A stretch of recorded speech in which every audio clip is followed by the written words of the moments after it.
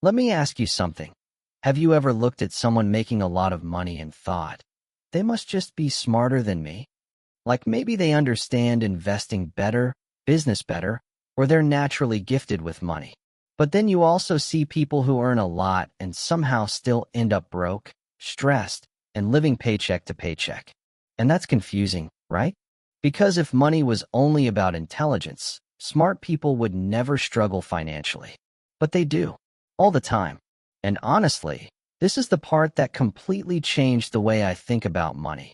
Doing well with money isn't mostly about knowledge, it's about behavior. And behavior is emotional. That means even if you know exactly what to do, you still might not do it. Think about it. Most people already know the basics. Spend less than you earn. Save money. Don't buy things you can't afford. Invest long-term.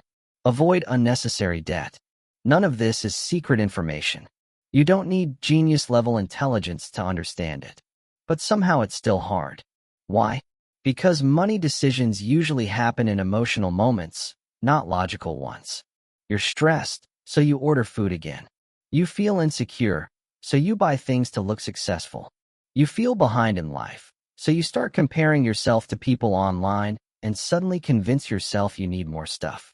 You get a little money and instantly spend it because your brain wants dopamine now, not stability later. And nobody really teaches us this. School teaches formulas. The internet teaches how to get rich. But almost nobody teaches how emotions quietly control your financial life. Like late at night when you randomly convince yourself you deserve something expensive after one hard week, or when you start saving money for a few days, feel proud of yourself, then ruin everything with one impulsive purchase because it's just this once. That cycle? That's behavior. And here's where it gets interesting. Most people think wealth is built through huge decisions, massive investments, or perfect timing. But in reality, wealth is usually built through small, boring behaviors repeated for years. The person who saves a little consistently often beats the person who constantly starts and stops. The person who stays calm during financial stress usually does better than the person who panics emotionally. And the person who can delay gratification wins more often than the person constantly chasing quick rewards. Money is less about math and more about self-control. And once you realize that, everything starts making more sense. So first, stop trying to look rich. This traps so many young people today because we live in a world where everyone is posting highlights. New phones, expensive cafes, fancy setups, trips, sneakers, watches, and after scrolling long enough, your brain starts thinking, I'm behind. So people spend money to create the appearance of success before they actually build success. But real financial stability usually looks boring at first. A lot of financially smart people don't look rich online.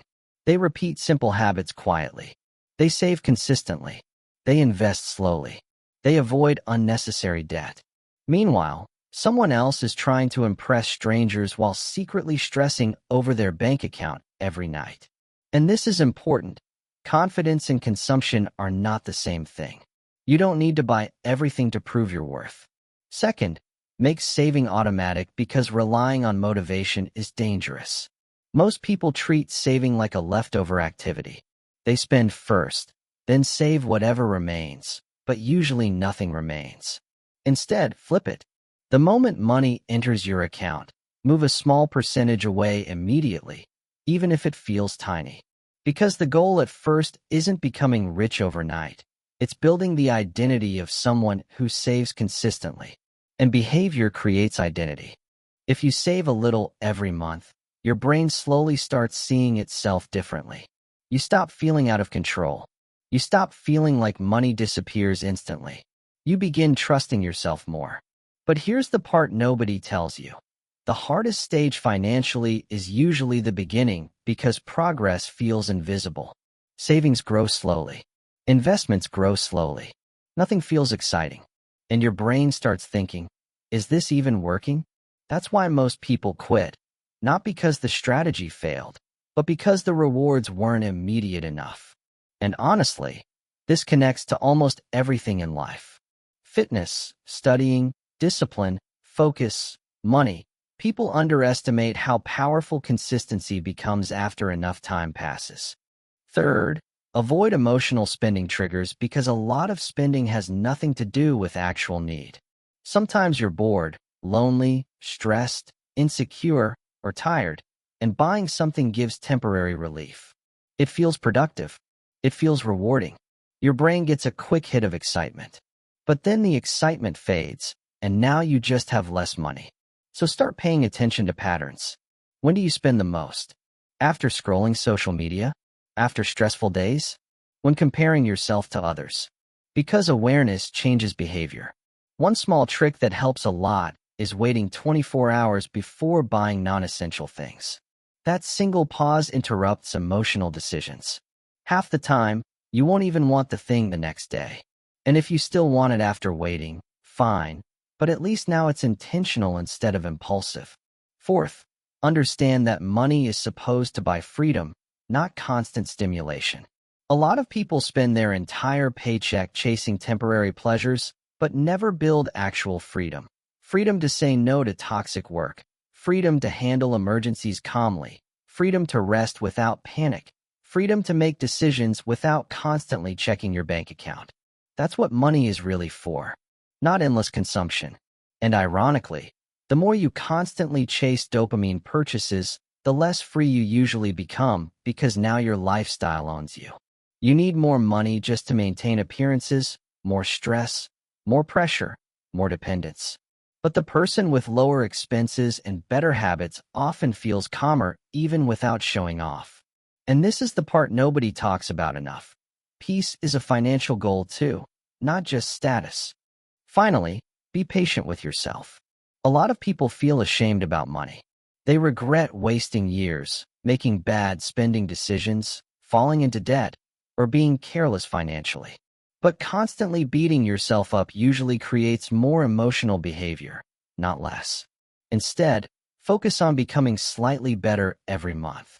That's enough. You don't need to completely transform your financial life in 1 week. You just need to stop repeating the same unconscious patterns forever because small behavioral shifts compound over time, just like money does. And maybe that's the real lesson here. Money is rarely destroyed by one giant mistake. It's usually shaped by small, repeated behaviors, emotional reactions, and daily choices nobody sees.